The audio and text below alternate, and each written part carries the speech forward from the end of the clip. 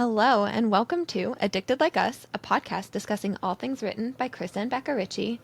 I'm your host, Haley, and today I have Sarah, aka Dragonfly Reads, with me to talk about Fuel the Fire, Book 8 in the Addicted series. And this is the third part of the Fuel the Fire discussion, so make sure you listen to parts 1 and 2 before you come listening to this one, or you'll be very confused. It's the never-ending story. Yes. So a quick recap. I'm Haley, a longtime reader and lover of Krista and Becca's work. I'm also a part-time illustrator, and I had the privilege of working on the special edition covers for the Leica series. Now, I just love to spend my time talking about all of my favorite books, aka anything written by Krista and Becca. So the Addicted Like Us podcast was born so that I could sit down with friends and discuss all of our thoughts. So let me reintroduce you to Sarah. Hi, I'm Sarah, Dragonfly Reads. I am a longtime Krista and Becca Ritchie reader. I work for a book box and kind of work in the publishing industry, so I've got my hands in a little bit of everything, and I am so excited to keep talking about this book. We've gotten a decent chunk through Yes. this book, but as a little recap of what we've already discussed, basically Rose and Connor are currently trying to create kind of like salacious headlines in order to bury a story about Maximoff, who is Lily and Lo's son. And so far they've been caught having sex in a parking lot. Rose has dyed her hair. They've shown PDA, which is unlike them. Right. Connor dropped a baggie of powdered sugar that looked like cocaine, and they have not told any of their friends and family that this is their plan. Right. Turn the media attention towards them and not the little kids. So currently all of their friends are looking at them a little funny, like, what's going on? You're acting really strange. Also, Scott Van Wright is living across the street from them, and obviously he still has possession of Rose and Connor's sex tapes and occasionally leaks one to porn distributors. And Rose does not like the fact that he has control over who gets to see their sex life. And Connor has decided to take it upon himself to befriend Scott in order to get the sex tapes back. And also Scott is trying to pressure the Core Six into doing a second season of Princesses of Philly, which they don't want to do. So he's trying to also get Scott off of their back with that. So I think that's as brief as I can make that. And we left I off. feel like they're so...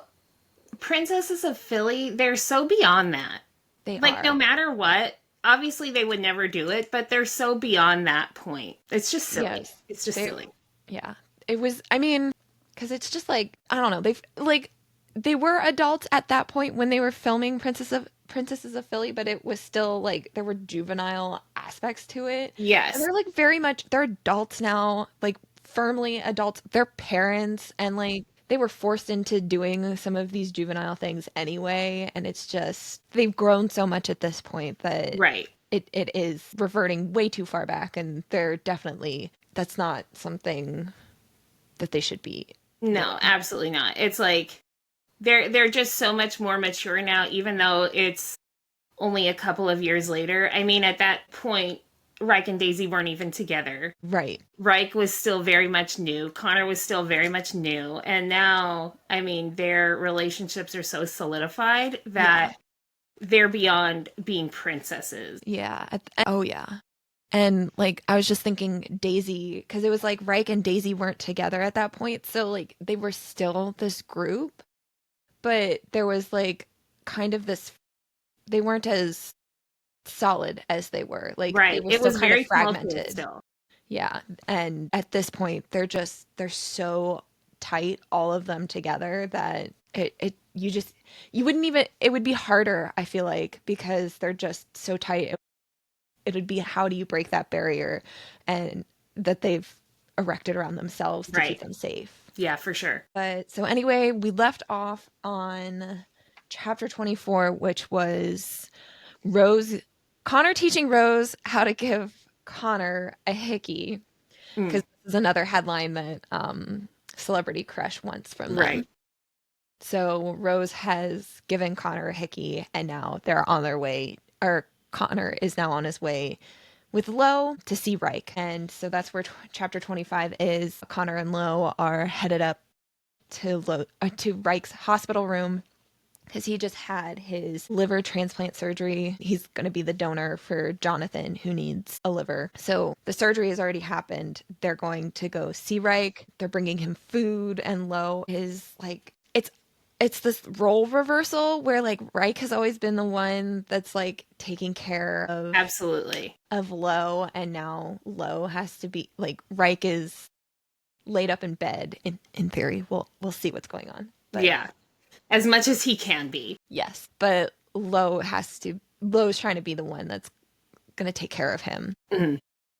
So he's like, he has a lunch order, and he's like, he wants to make sure it's absolutely perfect, not going to miss it. And I think they missed like the mustard or something like that. Right. And Lo is also staring at Connor because he sees this hickey, and he's like, this is so completely not like Connor at all. He talks about how like, I'm just trying to imagine, I keep imagining this robotic succubus latching onto you because the Rose I know would never give anyone a hickey. And Connor like notes in his mind he can't see me with anyone other than her, but he's having trouble drawing a realistic conclusion, so he paired me with a robot. Because who else would Connor be with?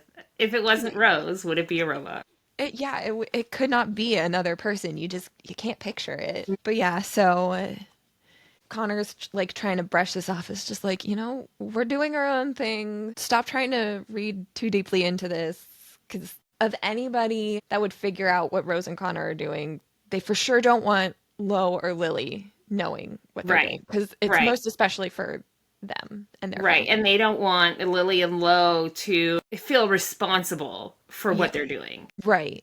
I mean, they've already been through so much, and Rose and Connor are more than willing to take on this burden for them, but yeah, they don't want them to feel guilty. So then they finally get into into the hospital room, and Reich is on the floor in his hospital gown doing push-ups. God, can you imagine? His bare ass peeking out of his flimsy blue hospital. Yeah, he's supposed to be taking it easy. He is very clearly not taking it that easy.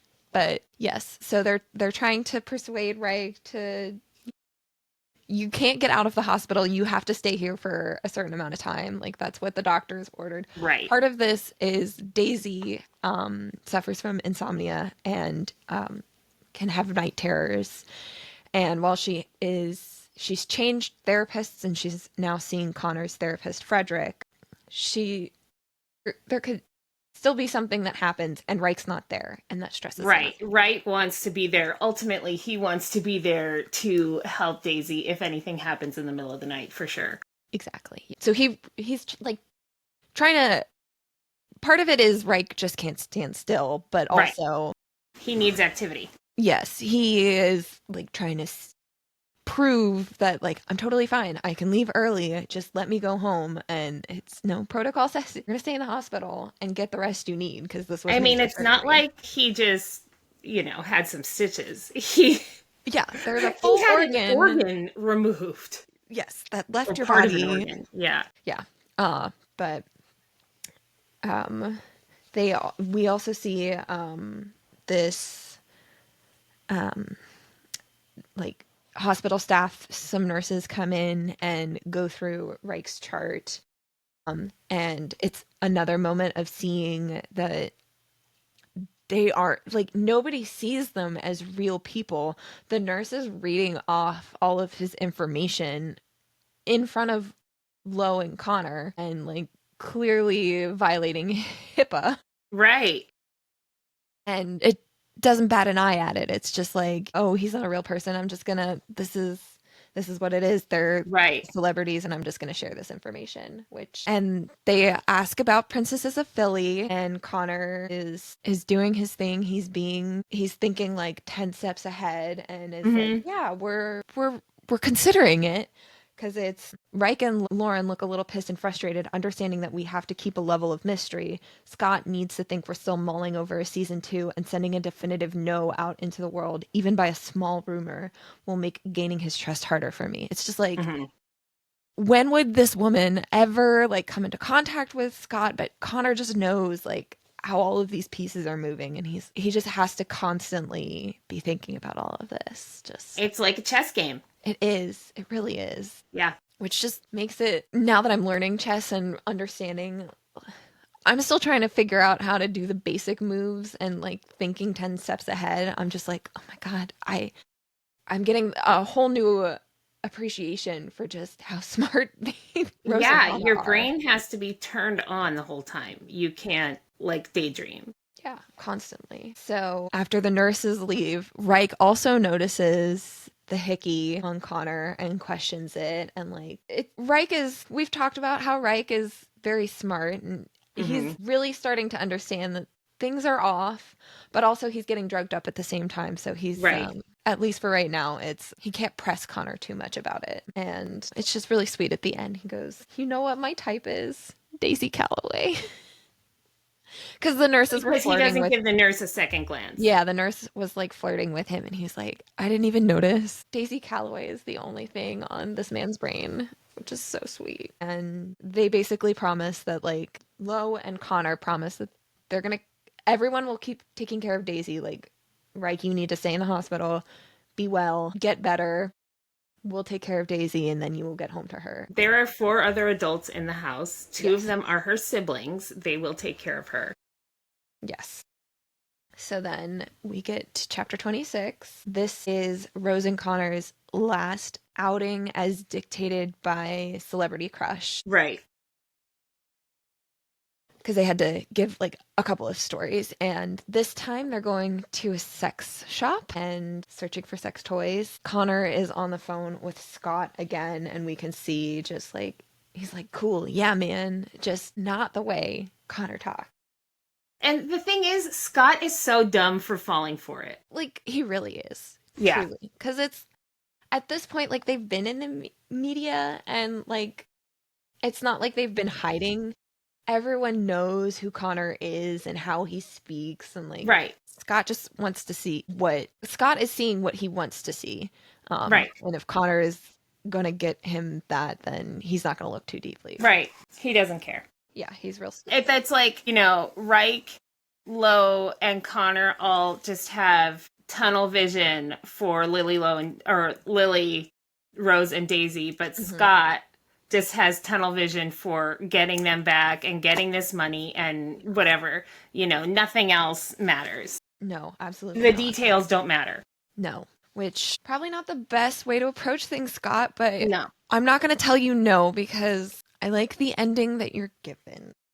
Yes. Have the day you deserve. Yes, he'll get the day he deserves. But so Connor hangs up with Scott. Rose is like irked with him, just, or not Connor, but like irked with the situation. She does another trivia question with him, and then they're perusing this sex shop. And I mean, it's Rose. She is an ice queen. She has that reputation. So she's stiff. And again, like, they don't do PDA, but like Connor's trying to tell her she needs to relax while they're in this store about to be photographed, and it's hard for Because she's her. a bad actor anyway. Yes, yeah. She'll ask Connor to rate her on her acting skills, and like, she hasn't gotten an A+ quite yet. I'm so sorry, Miss Highest Honors. But then there's this point where she finds this, I think it was a dildo that she had, or yeah, it was like a horse cock. That's what she finds, and she hands it to Connor, and she's feeling off her game, so she says like, "Here for you," and then it's this whole thing of like this reminder that Connor has bottomed before, and is that something that he's missing? Right. And he talks about how whenever he has bottomed, it was purely for manipulation. Like, he's had Hmm. sex for manipulation and for pleasure, and being on bottom was always for manipulation. It's just something that Rose is trying to grasp, because sex, like the idea of having sex with someone, is just like, it took a long time for her to have sex with Connor, and she's trying to imagine how he can do it for manipulation without it like emotionally wrecking him. It doesn't And make him a, also, I feel like that's something for anyone that might be dating a bisexual or a pan person, mhm. that they want to make sure that their partner is fulfilled. So Yeah, I that's feel the other like thing. that is definitely not out of the ordinary for Rose to worry about. Right. But, it's that whole thing we were talking about with on the last episode or last podcast with like Theo. It's just Rose fulfills everything that Connor Mm-hmm. wants. Like she is the perfect person for him, and he reiterates it here that like everything he could possibly want, Rose gives him. You fill all of my needs. Yep. And she just needs that reassurance. Yeah. I'm certain it's because of the stress of everything that's like going on around them. Having Theo so in her face, it's just like it's reminding her of this. And Yeah, for sure. it's one of those conversations that like I'm sure they've had before, but I do appreciate getting to see it on page too. Mm-hmm. So then they Connor walks past some more toys, and I don't know. I this part is also one of those Roman Empire moments to me, just like what he says to her, but he like walks her past an anal plug and she's like, absolutely not. I would rather die. You can bury me and then fuck on my grave and I'll come back and haunt you. And Connor's like, no, you're not dying. Why are you bringing up death right now? Right. It was, you're the one who brought me here to make a point. How did you think I was going to take it? I thought you were going to threaten my cock, not your own life. And it's just like, Rose is so hyperbolic, very hyperbolic, and will discuss death. And Connor's always like, not even in hyperbole do I want to discuss you dying. Right. And I don't know. There's just something about that I'm I like, know. I love it. Kobolds never die.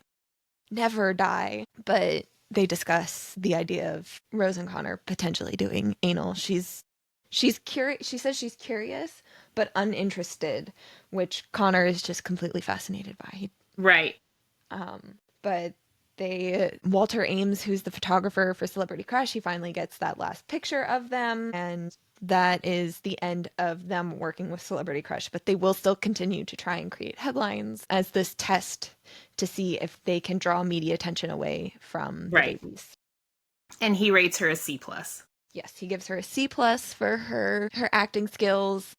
She gives him a F, an unbiased F, and then he kisses her, but she's like still very aware of her surroundings and she knows that her acting skills are not great, and she says that her grade, she deserves an ugly D. So then the next chapter, Rose is getting a call from Theo. It's a late, I think it's like morning time, yeah. Yeah, it's a late morning, but they're slow to getting out of bed. And It's Saturday. So it's outside of business hours. yes. And Theo's calling Rose because there was this whole thing with the Callaway Couture Babies logo that she's doing with Haleco. And the Haleco board members had signed off on this logo, but Rose and Connor just went to this sex shop and were photographed at this sex shop. And now one of the board members is like, I don't want to work like they're throwing a stink because of this. Right. And if this paperwork doesn't get signed by the CEO, who is the one and only Lauren Hale, then Forgot about this scene. oh God, yeah. So basically, Rose needs to go find Lowe and have him sign this contract before this board member revokes their vote. Right. And he Too doesn't late. get- No going back. It's already Yeah. signed. And we do see a little bit of like the public's reaction to these photos and just like how they treat Rose and Connor online, because it's like some people are really impressed and empowered by Rose going to this sex shop to buy Right. a sex toy. Some people are calling her a fame whore and a slut. And then there's like a photo that Connor took of her, and the comment underneath was, your wife looks like she wants to kill you. I would hate to wake up to that in the morning. That's when you take an axe to bed. So we're seeing all of these, the way people perceive Rose and Connor, which is just something to remember for a little later. And again, Rose and Connor are talking about how, like, if this were Connor in this scenario, how would he try and manipulate the board? Like, she's manipulating the board by reverse psychology of like, oh, I hate this, so they're gonna do what I hate when it's actually what I want. But like, if this were Connor trying to manipulate the board, what would he be doing? And if it was, if you're not married to me, if I wasn't in the picture, would you sleep with this board member? And he talks about like, maybe it depends on the situation. And it's again, this moment of Rose being like, would this be something that's hard for you? Is it truly that easy for you to would it have been that easy for you to just have sex to manipulate somebody? And she like pushes Connor, like, please just tell me the truth. And truthfully, it was easy. And I know you can't fathom that because it would never be easy for you. But that's because I didn't marry myself. If I wanted to be with someone a little more like me, then we would never Right. be together. Which I just love these little reminders of like how all of these characters can share these personalities and be so similar, but at the same time be so different, and that's what Right. makes them fit and work together so well. But so then Rose goes to find Lo so that she can get this contract signed, and she bursts into their bedroom right as Lily and Lo are in the middle of having sex, which is just, it's this whole thing. There are like zero boundaries in this group. I can't remember if it's happened already, but like they bust in on each other constantly. Like all of them have at some point have walked in on each other. So yes, Lily and Lo are in the middle of having sex, and Rose is like, oh my God, I don't want to see Lo in the middle of this, but this is Mm. very important to me. I need him to sign this paperwork. Right. They're not happy. Lily and Lo are definitely unhappy about it. Rose is like, please don't be responsible right now, because he wants to read through this Hmm. entire contract. And it's like, on the one hand, it's please just give Rose what she wants. This is like, there's a clock that's ticking and she needs this. But on the other hand, it's like, oh, I'm so proud of you. Right. Look at you being a like actually fully responsible adult and trying to handle work properly, read through. Rose is sometimes not the best about reading through contracts, as we know, and the fine print. And yeah, this is an instance where they're not going to get burned again. And because Rose has burst into their bedroom, the door is open at this point. Things are getting a little chaotic. Daisy's birthday has recently passed, and for her birthday, Reich got her a dog as like to help with Daisy's PTSD and her panic. It's a service animal. Yeah, I don't I'd know say if she's they a give service her. animal. Yeah, they don't like straight out say she's a service animal, but she is. So we meet Coconut, sweet little, not a little Siberian husky, but she comes into the room. Daisy chases after her dog. Reich's chasing after Daisy and the dog. Poor Connor's, Lily. yeah, I know. And Connor's coming in too, and Lily is like buried Lily's under just the hiding under cover. the. And they talk about what the nicknames for the dog are. Rose really wanted Coco for Coco Chanel, Mhm. but it has to be Coconut or Nutty. And it also makes Rose miss Sadie because Sadie had to leave for the babies. Yeah, which is She, so wild I that she know. misses Sadie. Listen, she and Sadie like finally connected. At Hmm. the end of Kiss the Sky, they reached a moment. They did. Since then, she's become part of the family, but she had to leave because cats can be possessive and they didn't want Sadie accidentally hurting the Right. baby. So Reich and Daisy leave. Connor kind of helps advocate for like, give me the contract, I'll read through it. I understand the language really well, and we'll get this contract signed a lot faster. And so Lo finally signs this paperwork.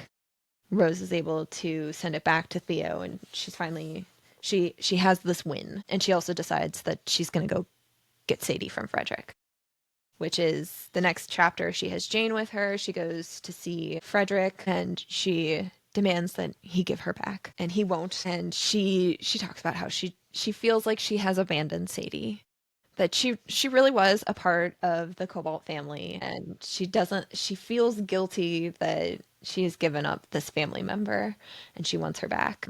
Frederick is like trying to tell her that yes, Connor was able to give up this cat so easily, but he won't give you up. Like, you're not expendable. The cat was. Rose is Right. like, I don't care. The cat wasn't expendable to me. And I have this bookmarked. She tells him she needs the cat, and then Jane reaches for her earring and tugs hard. And Rose curses. Jane starts crying, and then she speaks in French. "You are strong, my fierce little girl."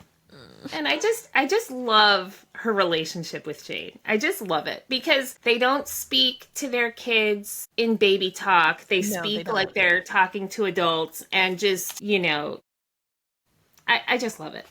I, And Frederick says, "You were afraid you wouldn't be maternal." she's very maternal. She's the best mom. It makes me very excited. I don't know if you have listened to the Destructively Mine podcast, but we talked a little bit about Burn Bright at the end, and they talk about like you're gonna read Burn Bright and you're just gonna love Rose and Connor as parents. Like you're gonna love Rose No, I especially haven't as a listened to the podcast, mom. so I'm And excited. I'm sitting here like I already loved her as a mom anyway. Yeah. But yeah, she's very maternal. She is a fierce mother, and she's Hmm. raising her fierce babies. But yeah, so the chapter basically ends with like Rose didn't get what she wanted. She's walking away empty-handed, no Sadie, but she is gonna come back for that cat eventually. Not Yeah, now. Frederick was like, it's just not the right time yet. Yeah, You guys aren't ready for the cat yet. yeah. So she'll be back for Sadie. So next chapter, the whole group is now at this Irish pub in New York City celebrating St. Patrick's Day. This is a good one. This is a good one, but also I have this timeline in my head of like I know what we're slowly approaching, and once I hit this scene, I'm always so stressed because I know what the next chapters are after this. Hmm. But yeah, so they're at this Irish pub, and Rose is getting drunk for the she's letting out drunk Rose for the night, and they're gonna again try to create a headline, and they're gonna be a little more touchy feely, show some PDA, which is unlike them because that's also unlike them. That's another reason Rose is gonna get drunk is so that like her inhibitions are loosened. Right. And Rose is so in control that getting drunk is, I'm very much like, that's why I don't drink, just because I don't like to lose that control. Right. So that's very hard for Rose to do. Yeah.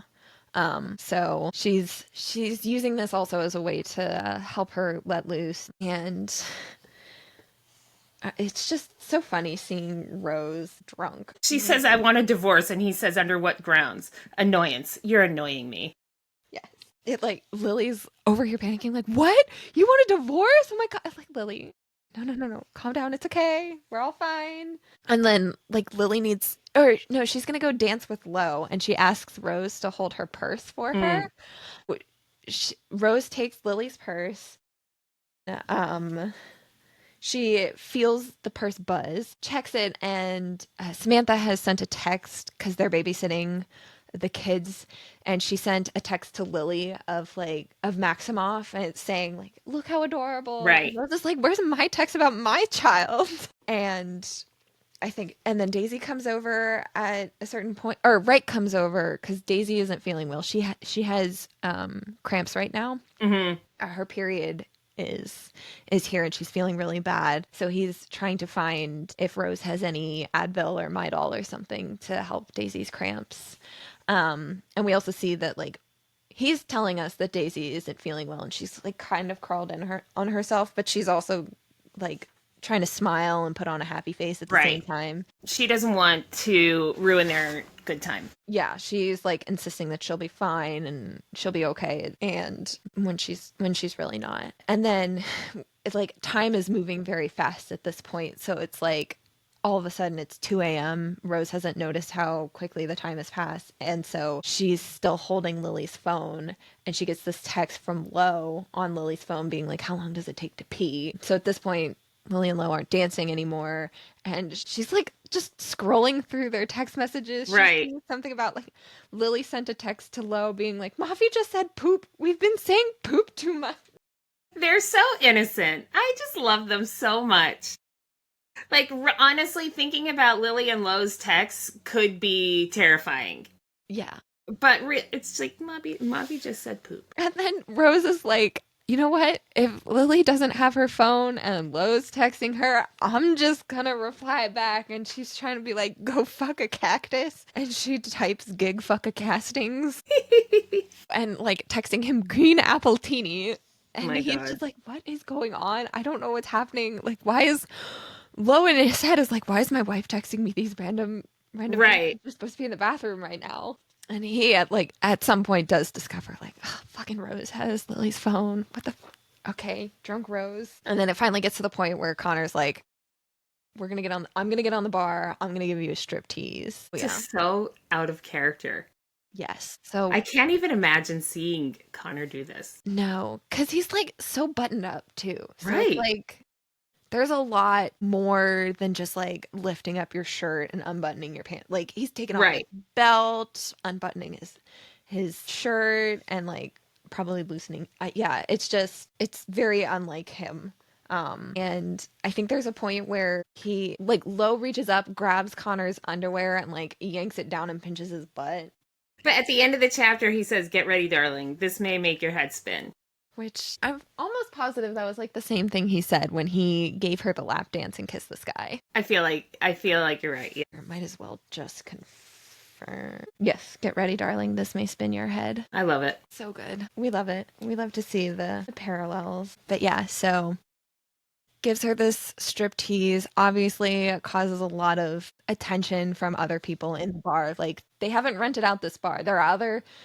The public is in this. This is a total public space. Yeah, the public is in the space too, and yeah, so they fit. Like he's finished. He's getting himself put back together. And when he gets down, Rose, even drunk Rose, looks over at Reich and he has this look on his face like this is so completely out of their character. There is something more going on to this than them just like.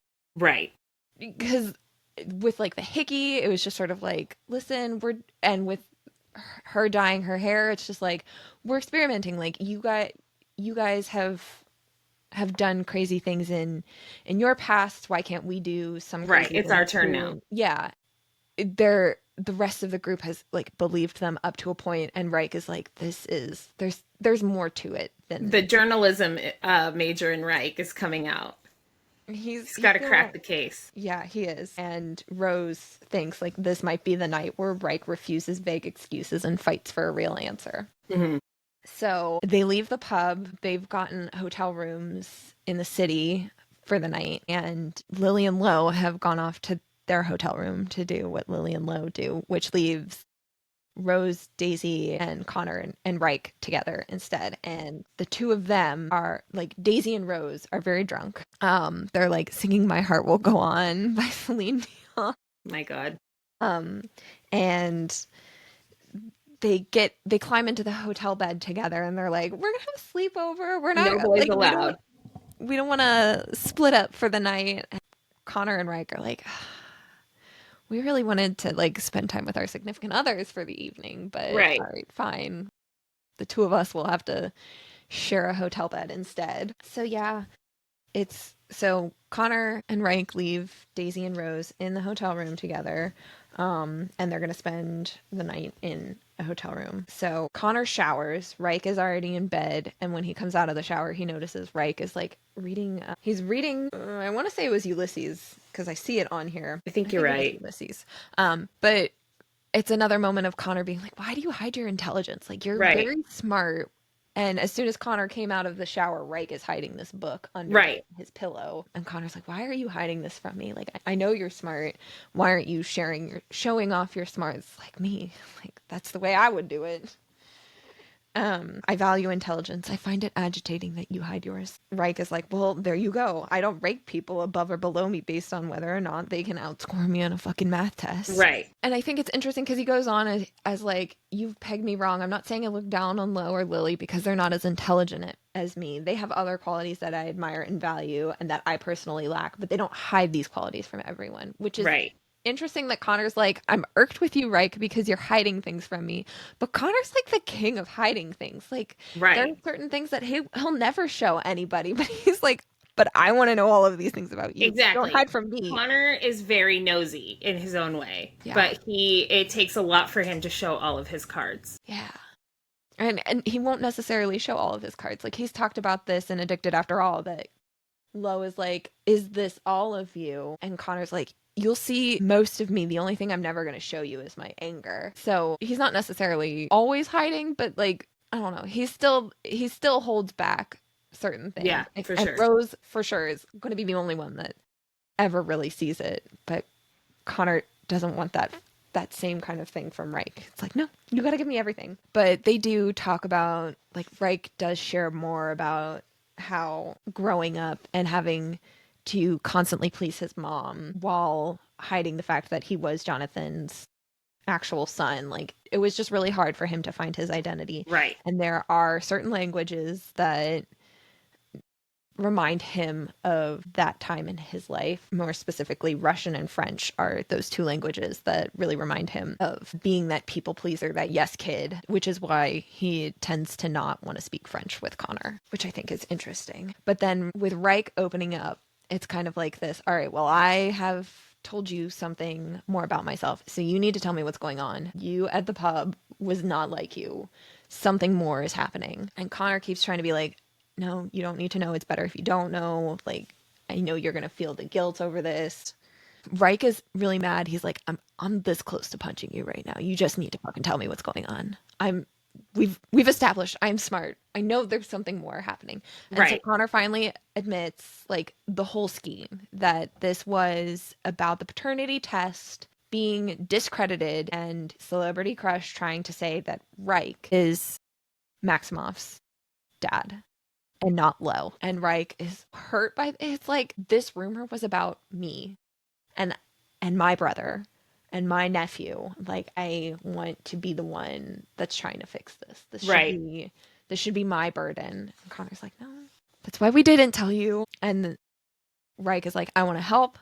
And he does so by punching Connor in the face. And Reich's like, there you go. Now you can feed the tabloids a story that you and I hate each other and we got in a fist fight. Reich has been wanting to do that for a Yeah, very long time, though. a very long time. Yeah. Yeah, I don't. He has not hit Connor ever. Yeah. And this has been the culmination of years of animosity and just misunderstandings between these two men. Mm-hmm. And of course, the time that he does hit Connor, it's to help Connor So as a funny. favor. It's very in line with who Reich Mm-hmm. is. So they go to bed or they attempt to go to bed, and Connor gets a midnight text from Rose, a drunk texting that Daisy has a low sex drive. That's what the interpretation is, and she wants to know if Frederick knows about this. And it's mostly just something to keep in mind that Daisy has this low sex drive, that she's depressed, and she has started to see Frederick, so he has not yet like fully been able to diagnose her Right. with something quite yet. She's very complex. Yes, but it's just something to keep in mind for later on. So now we're on chapter 34, which is like, I hate this chapter. I hate these next chapters so much. Um, since they don't have nannies, they like kind of Reich and Daisy will babysit, but sometimes Rose will stay home, or Connor will stay home, or Lily or Lo will stay. Someone will stay home and watch the babies. So on this particular day, Connor is staying home with the babies and watching them for the day. And it starts out so sweet because we're just seeing Connor be a dad and an uncle, watching the babies stacking blocks, and he's being so encouraging to both Jane and Moffy. Like, can you knock over the towers? Like, can you come over to me? Nice work, Moffy. Yeah, I It's know. just so cute. And we see a little bit of how like that headline with the headline did come out that Reich punched Connor. And Reich's like, I told you it would fucking help. Look at me. But he gets this phone call from this guy, Henry Prinsloo, and it means something to get a call from this guy in particular. Right. In the past, Henry's calls were most commonly about Mm-hmm. Lauren or Lily. He's my contact inside major media outlets. He's the one who tipped me about the Celebrity Crush article before it went live. And so it's like, crap, something big is about to happen. And in Connor's mind, it's, I can fix this. I mean, we've been hearing from this guy in the past. I was able to fix it before. I can fix it now. I just have to answer this call. And Henry tells him there's this story that's going to be aired on GBA, but it's not just like a story that can be, it's not one single article that can be quashed. Like it's everywhere. That's what he's telling him. And he won't tell Connor what it is. Like Connor has to be like, it's like pulling teeth. Mm-hmm. And he doesn't know who it is until like it takes so long for Henry to tell him that Connor realizes like, this is about me. If it were about Lily or Lo, he probably would have started off just telling me, Right. but he's having trouble getting this out. So this is about me. And basically what it is that the ex-boyfriends that Connor had been with and had them sign NDAs, they have broken those NDAs, and now the public knows that Connor has slept with men in the past and that Rose and Connor's marriage is fake. Right. That Connor is actually gay Yes. and their whole marriage is a sham. Yes, that Jane was just a way for them to like appear like they were actually married, like a way to make it seem like it's a true marriage when it wasn't, and that the fact that Rose and Connor have been in the headlines so frequently was because they knew that this was going to be coming out and they were trying to And they were solidify trying to it. spin it themselves. Yes. So it's so painful that like they were trying so hard to spin this away from Jane, and they did. Like the headlines have not been on the babies, but the media has found some way to twist what they were trying to do, and it has come back to bite them in the ass really, Tenfold. Yeah. really badly. And since this news is about to come out, it's going to cause a shitstorm. So Connor calls everybody back to the house. He calls Rose. Rose is like, yeah, I'm coming home. He calls Lily and Lowe, tells them to come home, and then he calls Reich and Daisy, who were out running, and they're the first ones that come back. So they're the first ones there and he has not been as open with them as he has been with like Rose or Lowe about his sexuality. So he's like taking this moment to try and explain it, and Daisy's like, well, you actually told me all of this when I was sleepwalking that one time, and then I went and told Reich. That's so funny. She actually heard it. But then, you know what? Reich knew the whole time and he couldn't care less. Right. Connor's surprised. Like, you could have tried to keep me away from Lowe, like, questioned my true intentions with your brother, and you didn't. And you treated me the same. You spent the night in a bed with me and didn't question. And which is what you're like, yeah. Connor is who he is, and his sexuality doesn't like define the rest of him that way. Yeah. I have it bookmarked. I'm attracted to people. This has 1500 highlights. I'm attracted to people, to the words they speak, to the actions they take, to their full-bodied mannerisms and soulful gaits. I am attracted to people, to impassioned hearts that beat out of sync, the ones that skip a measure, heard in hushed places and violent spaces. I am attracted to people. I love that. I do too. And it just like makes so much sense. Like we kind of saw it with Connor in the past, but like it just makes so much sense with who he is. It does. And that is enough for him. Yeah. He doesn't need to go further than that. And it just sucks that everyone else needs an explanation. Everyone outside of the house needs an explanation. Right. Yeah. So Rose finally comes home. She's there at the time this when this segment runs on GBA that the headline is, or not the segment.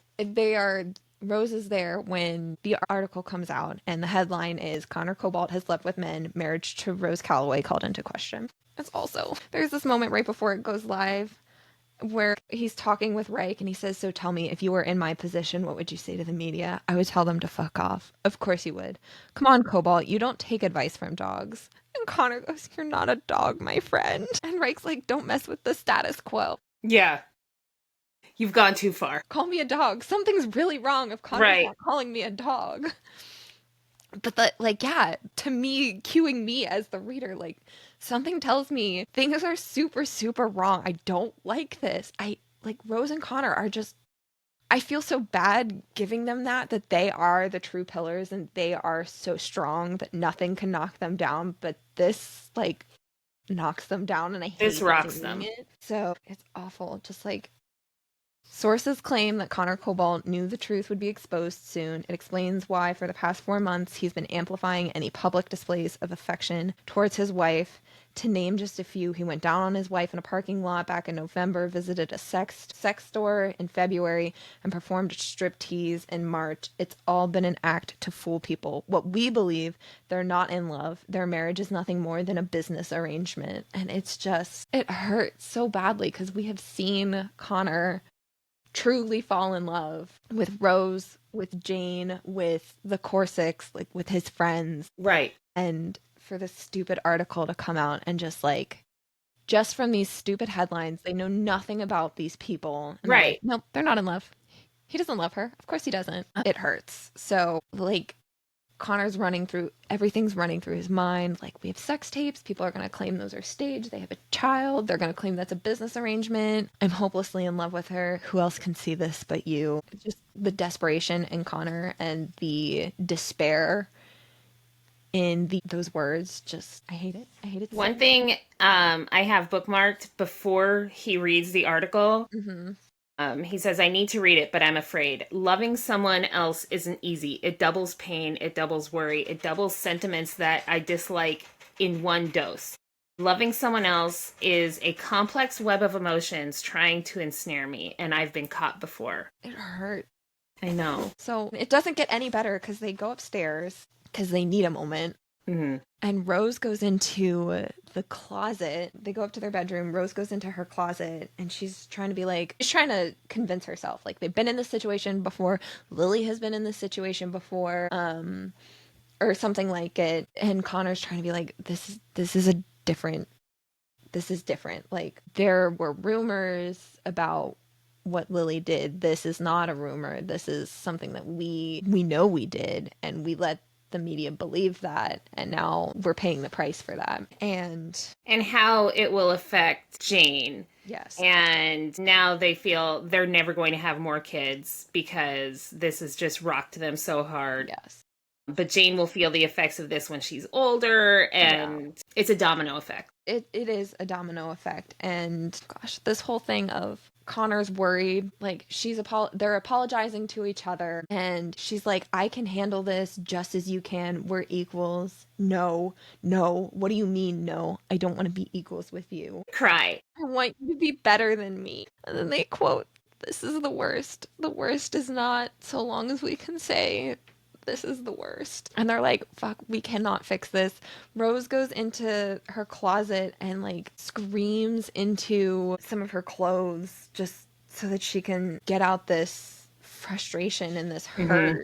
I hate it. And she's like listening as Connor has the TV on at this point, and they're listening to the news talk about this, that they have a child together, but a source close to the Calloway family believes that Rose had a child for Connor. There are multiple accounts on Princesses of Philly where Rose states point blank that she hates children. She's never liked kids, and her old friends from Dalton Academy have attested to this and spoken to GBA News. And it's just like, it's not just that they're attacking the idea that Rose and Connor maybe aren't in love and aren't married. It's like, she's a mom now. And we were just talking about how maternal she is, how fierce a mom she is. And these people are over here cutting her down because of things that she said in her past. And she believed it at the time because she was worried. But like, she talks about how people can change. Why is she not allowed to change? Right. Which was this whole thing too of like, well, Lily and Daisy are able to do some of these wild things that Rose did as like a salacious headline. It's like, well, why can Lily and Daisy do these things and Rose can't? It's just like, Rose is the pillar of poise and sophistication and no missteps and always has to be perfect. But Lily's the addict, Daisy is the free spirit, and they're allowed to do whatever. Right. And Rose isn't allowed to do that. She's not allowed to. She's a pillar, so she's not allowed to change or go in a different direction. It hurts. She's like, I can hear our hearts breaking. I'll shield your ears from the sound of heartbreak. And what happens when I ache to hear your voice? I'll whisper beyond every anguished sound. You will always hear me no matter where I am. It's so good. I can't. Yeah. And at the end, I will die with you when we are old and withered and gray, and I'll live with you every day until then. This is what I'll always choose. You'll die with me then. Yes, darling, I will die with you, but not today. Not today, Satan. No. It's just like that they can pick themselves back up. You guys, this is awful. It's just they're so shattering, and they're like, yes, we've had this. They just choose to move forward. Yeah. Always. They will put another foot in front of the other and just keep going forward. They collect themselves after that moment in the closet and then go downstairs to kind of face the parents the parents have come over and the publicists, and they're going to try and figure out what their next steps are. And so it starts off with Greg and Samantha are there, and Connor used to be like the son-in-law. Like, of all of Right. the men that were with their daughters, Connor was number one in their Mhm. eyes. And we're seeing this moment of he has been knocked down in their He is eyes. no longer the perfect one, And the prodigal son. I hate it because it's Yeah. like he has not been unfaithful to Rose. He has stood by her side through everything. He loves her.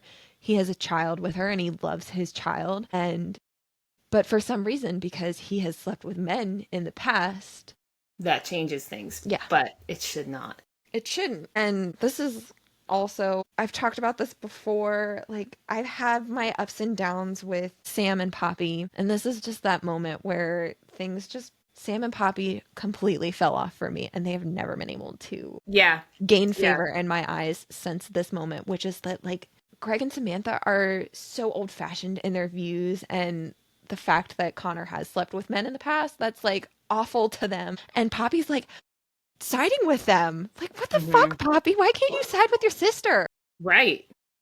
You're supposed to be this like bohemian, free spirit. Yeah, she's supposed to be this free spirit. This could be a little bit more free thinking about it, Poppy, Right. please. Yeah, it was. She's like, I think Poppy questions, like, well, you're really comfortable with this, Rose? Why wouldn't Mm. I be comfortable? I'm married to him. We have a child together. Do you worry about all of the people Sam has fucked in the past? No, I don't worry about his exes, but this is a little different, don't you think? Exes are exes. They're in It's his a past. Who person. A cares? person's a person. Who cares what gender they were? Who cares how they identified? Right. Yeah. He's with Rose now. It doesn't matter. Yeah, no, it pisses me off. This whole scene of just them questioning Connor. I hate it. And Rose says the same thing to Samantha. And Greg's like, it's not the same, Rose. And she says, it should be. Yeah, it should be. It should be. And, like, there's a moment where Greg questions, like, what if he manipulated her? Like, and it's a have faith in your daughter. I think Connor says that to him. Like, Right. you need to have faith that what I can ask is that you acknowledge the intelligence of your own daughter. She hasn't been duped by me. In fact, she leave me at the hint of infidelity. Just God, Greg, come on. And they also question, like, is Jane getting love? Like, Right. Maybe it's best for Jane to stay with us, please. oh my God, is she in a loving environment? Fuck yes, she is. She would absolutely be removed from a loving environment if she were to live.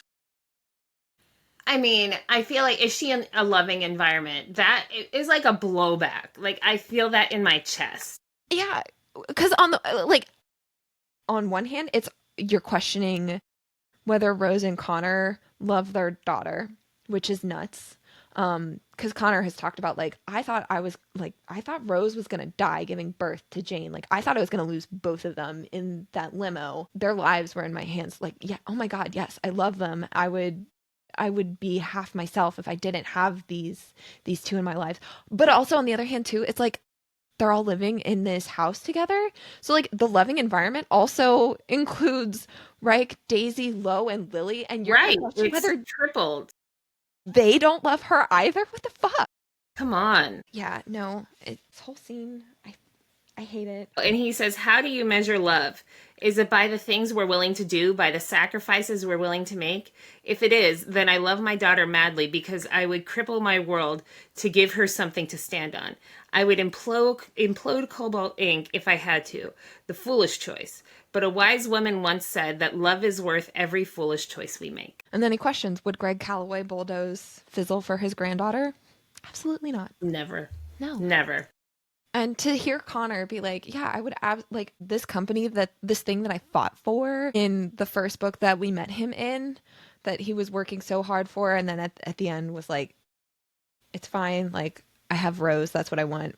Like, we see it grow even more to, like, he has his company, but he has his daughter, and absolutely he will give that up for his daughter. Right. And so this whole conversation turns into how are they going to address these rumors, and like what's their defense against these rumors, that and so this is where it's like you need to post more loving things about Rose. So that whole thing where Connor posted that picture and everyone was like, this is when you take an axe to bed. You can't be posting photos like that, which is just Because like, everything that he posts, Rose is like glaring at him. yes. And she like has a tweet somewhere about like every time the little gremlin growls, like one of my eggs died. And everyone's like, this is the way Rose jokes. Right. This is who she is, and everyone's gonna take this the wrong way, and she has to change who she is. Connor has to change who he is so that people can feel more comfortable by the Right. idea of them, which is just, it's awful. And then the other thing that they bring up is that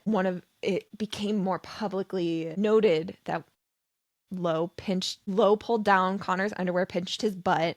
So now the way this whole stupid thing is being spun is Like no one questions Low. no, well, so what it is now is that people are like, what's actually going on is that they all live together.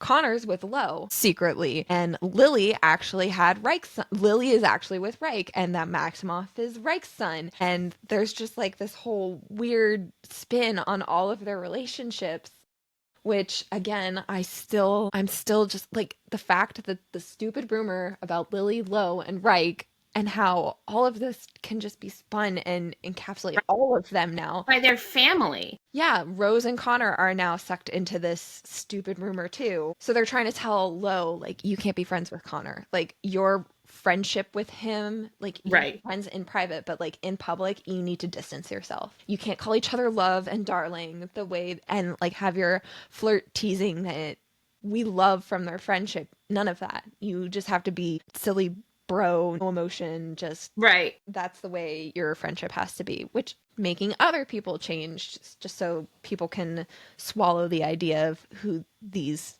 multifaceted people are. Right. And they also want Connor to pick a label. Right. They basically say, we're going to have a press conference in a couple of weeks, and you're going to give the public a label to what you are, and also just like affirm that you are truly married to Rose and that you love her. Connor doesn't. And Samantha says it shouldn't be this hard. And he says, "Have you ever had to declare to the world that you're straight? Has anyone looked at you differently for it?" No, I didn't think so. Heterosexuality is the norm. Maybe when you have to stand on a podium with cameras at your face and say one word that will change the way people perceive you, you'll understand that this isn't easy, not even for me. No. Samantha's just very close-minded, does not understand. And she says, well, tell everyone that you're straight and no one will look at you differently. Okay. What an excellent It's just idea, that Samantha. simple. Why did no one think of that before? Right. And God, and Reich.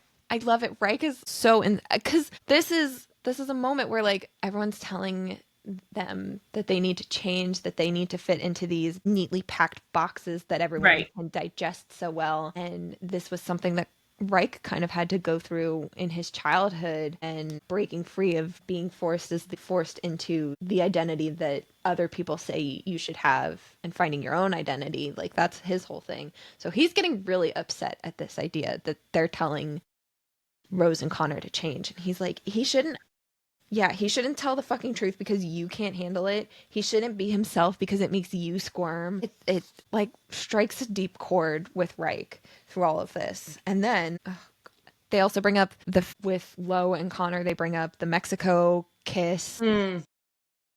With that dare. And yeah, the suggestion is that Lo and Connor never cross paths in public, don't talk, don't touch, don't tweet each other, don't so much as look in the other's direction. It's probably best if Connor does the same with Reich. And they're upset at this idea that they can't be friends with him, which is when it comes out, like, Lo questions this and he's like, I want to do what's best for me, but ignoring my best friend isn't what's best for me. And who walks in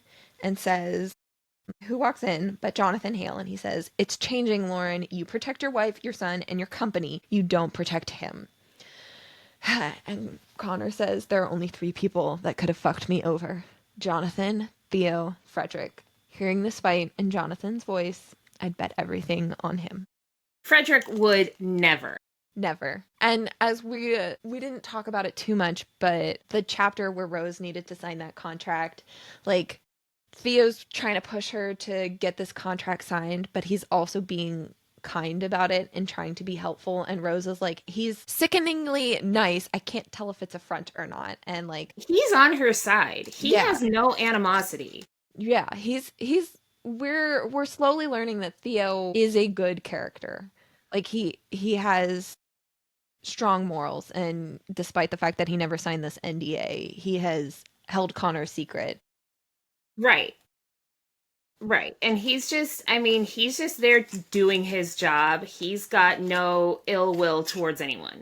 No. So yeah. So Jonathan, our very complicated character who sometimes you love him or don't love him, but like can see the small good in him, and then other times you're just like, why are you such a villain? Like, you kind of feel for him, but then he goes and Does shit like this. blows it up.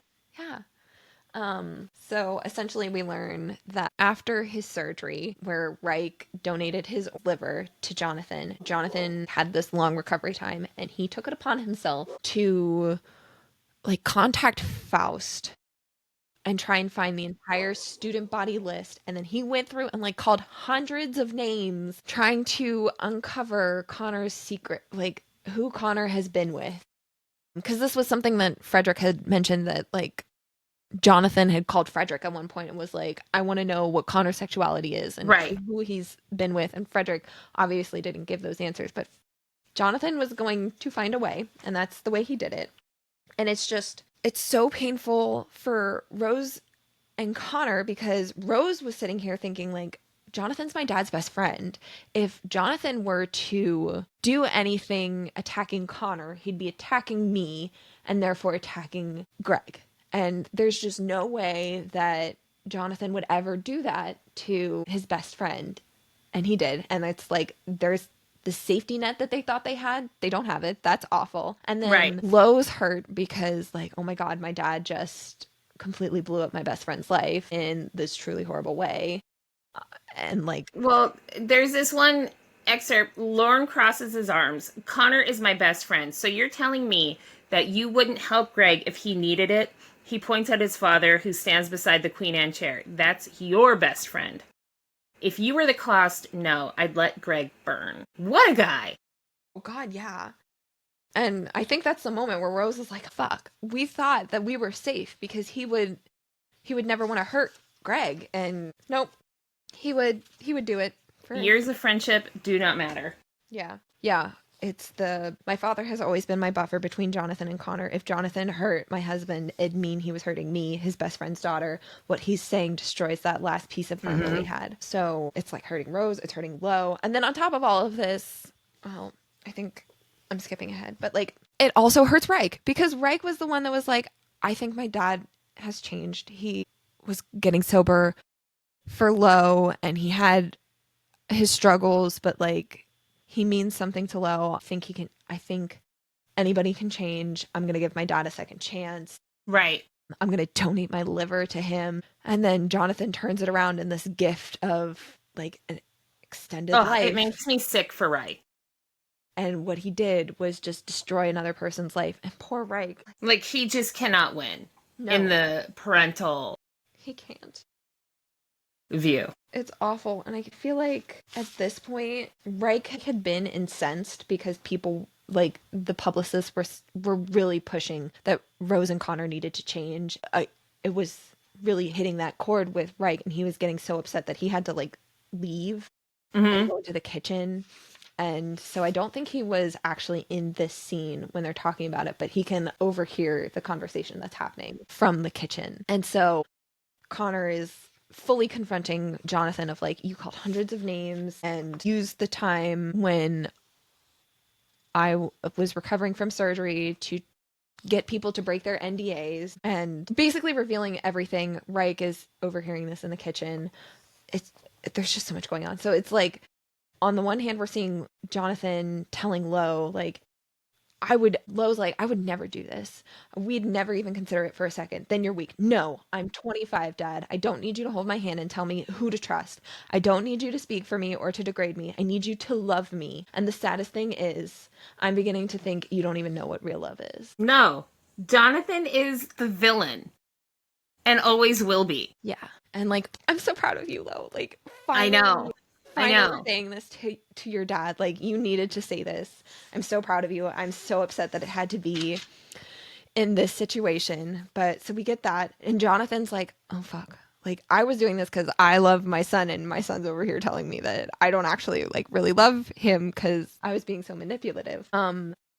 So Jonathan had this whole idea that he was gonna walk in, like, yeah, I did this, and I'm gonna walk out with my son, and like everything's gonna be fine and dandy for me. And Connor tells him that he needs to leave and leave. I'm gonna wait for my son. Which one? You see that door that Lo is about to open? On the other side is a man who gave his father part of his liver, with hopes that he'd be kind and a better person than he once was.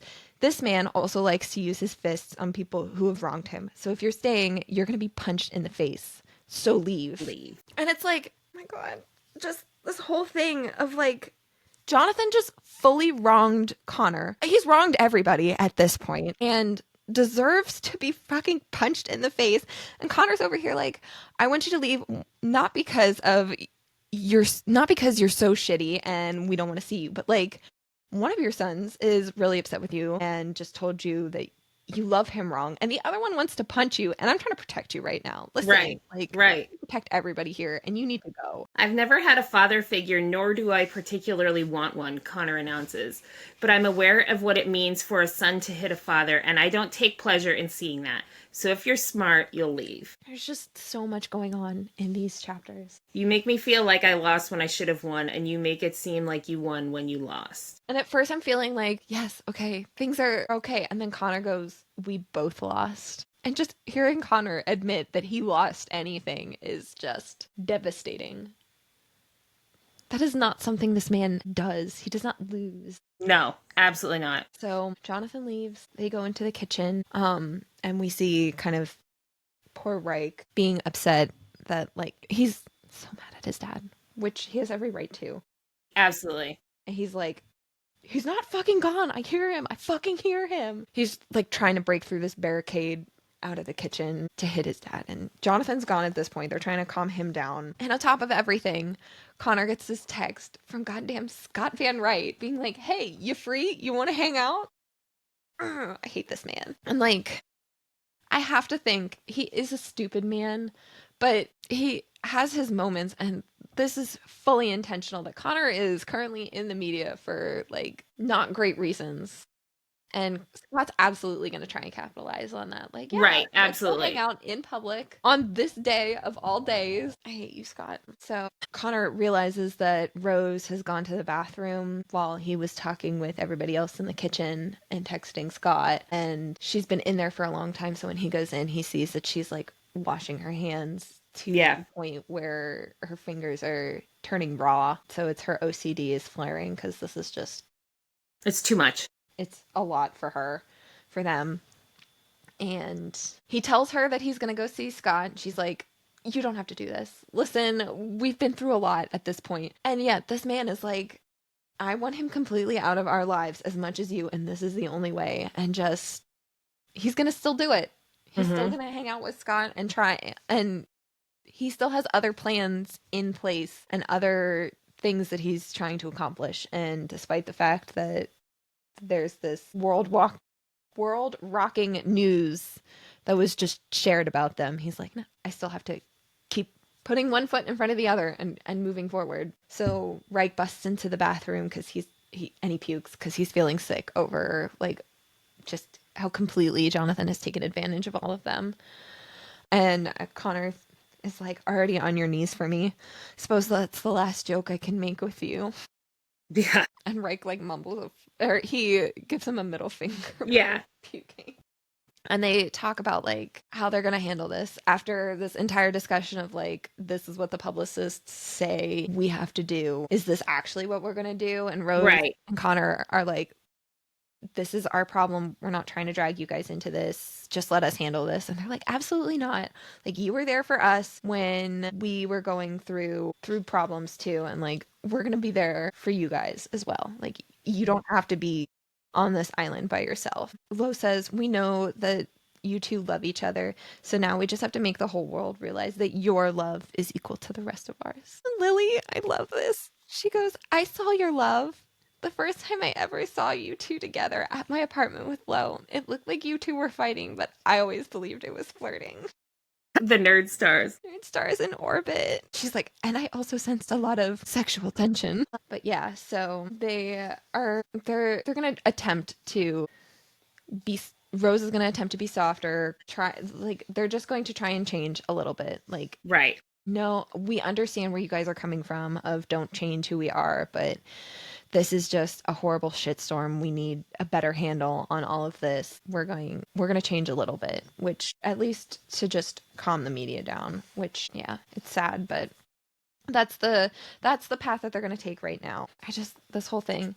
If I lie to the world and pick a label, she doesn't want me to lift this burden alone. Her loyalty is admirable, but her speech hits me in a new way with a new realization. I'd rather Rose teach Jane to never step down and cower, to never appear as something else as I've always done, to be real, to be herself, to love every part of her own soul, no matter if it's what someone else desires or not. That's the woman I love. I don't want her to be anything less. Mm-hmm. And he says, you teach Jane to never be afraid to speak your mind by never being afraid to speak yours. I love them so much. But yeah, so they basically end the chapter with like Connor just talking about how he really didn't think Jonathan was as big a threat as he was. He would, in other instances, he would have been someone that he would have tried to manipulate and like made sure that he was on his good side and that there wouldn't be something for Jonathan to like hold over Connor. Right. He should have paid more attention to Jonathan in hindsight. Yeah, but I mean, he had Lo, and like Jonathan was kind of inconsequential to him at a certain point, and so he just wasn't someone that was on Connor's radar. But it still ends the chapter with, I don't like Jonathan. I hate him, in fact, but I pity him more. And maybe it's this pity that has won me over. Or maybe it's because I really see no point in revenge. Like, Lo and Reich are trying to wrap their heads around this idea that their dad has betrayed them so badly. And Connor's just like, he is this villain, but like, at the end of the day, he's still their dad. Either way, I begin to share my thoughts, which won't rid the hurt he's caused, but it'll at least put to rest the villain in their eyes. Like, he's a weak man, but he's not malicious. Like, he's trying to do this for his family. He's not doing this just because. Right. Yeah. So the next chapter, Connor is out with Scott. They are at a restaurant, Saturn Bridges, which is a place we'll see pop up a couple of times. But it's not a great look. That it's Connor Cobalt is seen without his wife at a local bar the same day it's revealed that his marriage is a sham. You know, Scott's like seeing that headline in his head too. Yeah. And Connor's like, you're totally okay being seen hanging out with me, and Scott's like, I'm totally I'm secure in my sexuality. And he's like, so who was it that spread the lies? Because he thinks this is Connor trying to get himself in the media, there's no such thing as bad publicity, there's just publicity. Any publicity is good publicity. Yeah, get your name out there no matter what.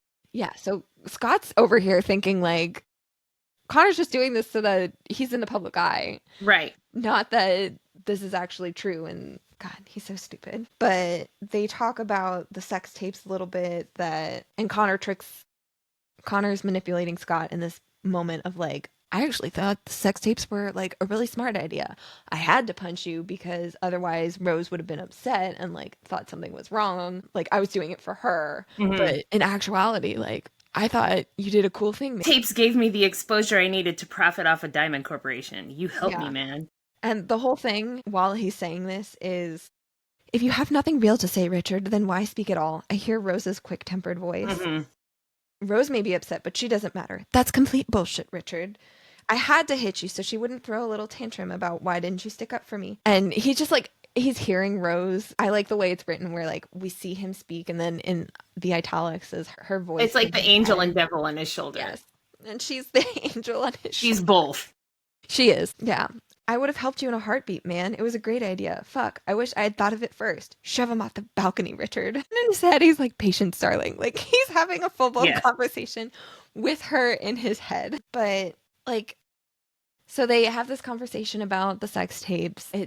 an effort to like endear Scott more to Connor, and then Connor leaves. Rose is now at the restaurant to pick up Connor, and they're starting to see what this reaction is to this headline, because this is the same day, and Rose's Escalade is like completely surrounded Mm-hmm. by paparazzi. She can barely move forward. They're questioning Connor's sexuality, if he loves Rose, who's his secret partner, and like is Jane considered his child too?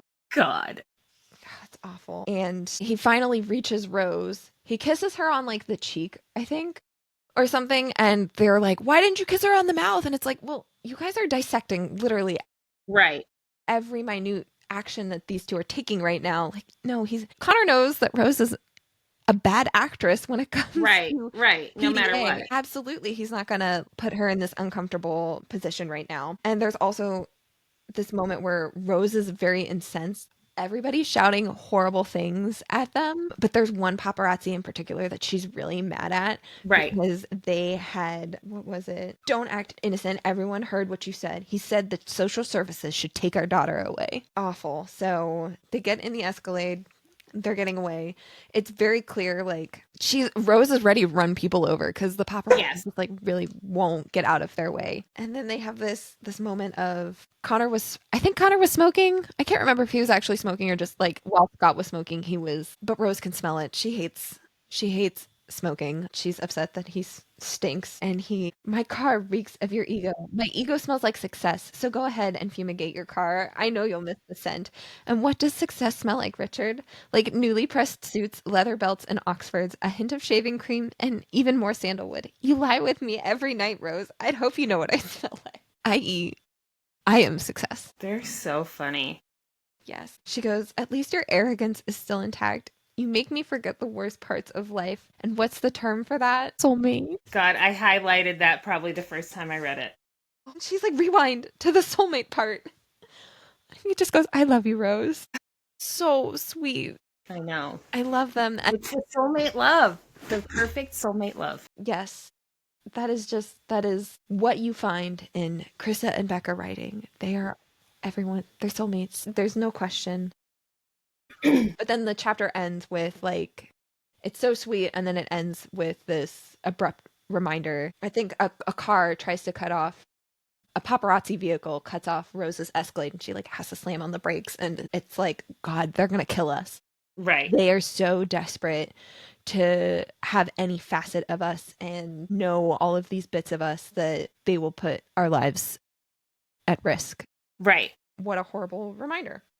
This is day one of a shitstorm. It only gets worse from here. So Lo and Connor are going out to grab a lunch, and of course the media is going to speculate, as they do. He questions whether Connor cried or screamed or was upset about this, and this is one of those instances where like Lo can see most of who Connor is, but this is an instance where Connor's not going to hear this very vulnerable part. That's only something that Rose is able to see. And then he's just trying to change the subject. So he shifts it to Lily, which is so sad because we see truly how all of these rumors affect all of these characters, right? Not just Rose and Connor. And so she's upset that like because of people not believing that Rose and Connor are together, like the Lily and Reich rumors are ramping up too. Like all of her hard work with trying to make Razy a thing is going down the drain because everyone's more focused on Reich and Lily instead. Riley.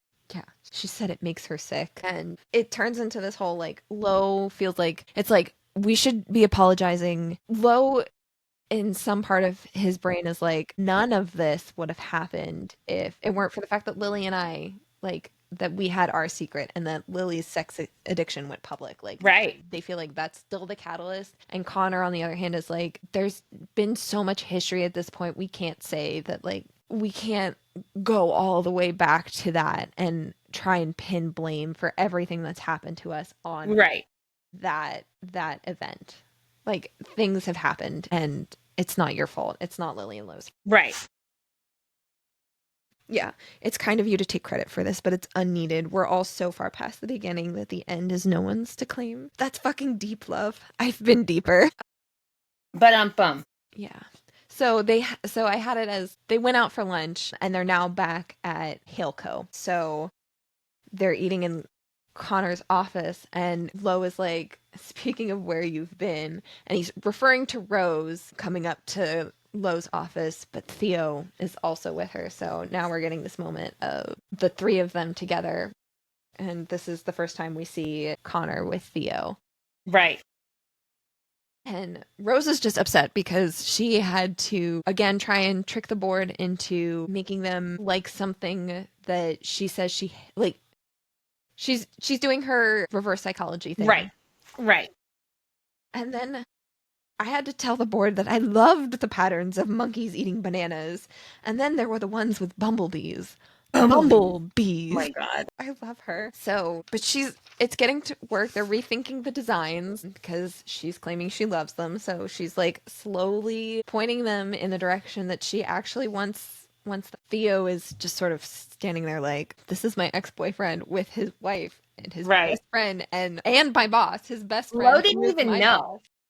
Lo didn't even know that they knew each other. Yeah. Well, he knows that they went to school together, but like that's the extent. Right. Of it. But like, yeah. Yeah, and was Connor just as fun back then as he is now? It was interesting. Every time he caught me smoking, he'd tell me that my ambition was being asphyxiated. That's And so funny. the entire time, Connor's getting a text from Frederick because Frederick's trying to talk to Daisy and ask her about when her last period is, and Connor's like, "Are Cobalt and Calloway too close in your phone Right. contact?" It's me and dude. But I just like that we have this moment of Theo being there and we can truly see how inconsequential he is to Right. Rose and Connor. Rose isn't even paying attention. She's seeing Connor like texting on his phone with Frederick and Connor's like handing over his phone so she can read things and he's nothing to her in this moment. Right. She's fixated on other things and Connor he doesn't care. He's busy like worrying about Rose and like everything that's going on. All of the stress of just this media shitstorm and whether her OCD is flaring. And I remember the time I asked her what she thought of Theo, and she called him a guppy in our ocean. Our ocean. Yes, I love Rose, and it's easy for me to be amiable towards Theo when he sits so far in my past, a past that I don't cradle like everyone else. Yeah, it ends so sad because he's talking with Theo about like you changed since school, and Rose has kind of Right. noted it too that the way Connor had always portrayed Theo was like this stoner kid. Very into poetry. Yes, more free spirited, and here he is working in a corporate job, very much not the path that he thought that he seemed to be taking. And Connor's pointing out like this wasn't your dream when you were in school, and Theo's like dreams change, but it reminds Connor of like the dream that they had to have a big family, that Yep. to grow a family with Rose is being forced to change, and I can't see any way around the debris. I mean, thank God we know what happens. Thank God. We have an entire series called the Cobalt Empire series coming. It's okay. Everything's fine. But yeah, it's just so painful to see them in this moment. Yeah. Wow. It's so good. It is. All right. So we are going to conclude part 3 of the Fuel the Fire discussion here, and we will pick back up next week with hopefully the very last bit with part 4. Yeah. I'm going to make sure I have nothing going on that day. No hard stops. We could just go, go, go, go, go. Yeah. We'll get to it. Yeah. But until then, continue to stay addicted to Krista and Becca's writing like us.